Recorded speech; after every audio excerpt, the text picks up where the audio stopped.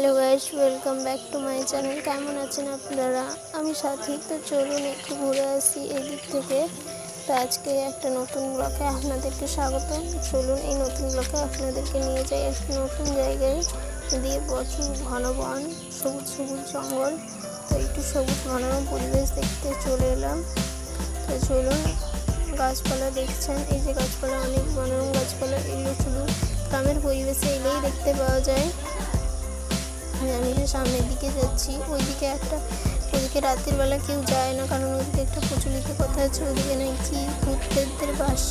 সত্যি ভেবে পাই না এসব কথা কে বলে, অনেকেই আসতে চান না, এতে রাতের বেলা তো কেউই আসে না। তবু আজকে আমি এলাম, দেখে আপনাদের দেখায়। এই সবুজ বনটা দেখুন, ওদিকে দেখছেন এই যে ঘন বন, পুরো জঙ্গলের পুরোটা পুকুরের উপরে কত শ্যাওলা ঘাস জন্মেছে। দেখুন, যে শ্যাওলা অ্যাজোলার মতো কত বড় বড় ঘাস হয়ে গেছে, সবুজ লাগছে। অনেকেই আপনারা দেখছেন, অনেকেই ভিডিওতে আপনারা অবশ্যই একটু লাইক শেয়ার সাবস্ক্রাইব করে আমার কাছে থাকবেন। আপনারা যদি চান আমি ওই যে বন দেখছেন ঘন বনটা, ওদিকে গিয়ে ভিডিও বানাই, তাহলে অবশ্যই একটা কমেন্ট লাইক শেয়ার করে আসবেন এবং জানাবেন আমি ওদিকে গিয়ে ভিডিও বানাবো নাকি।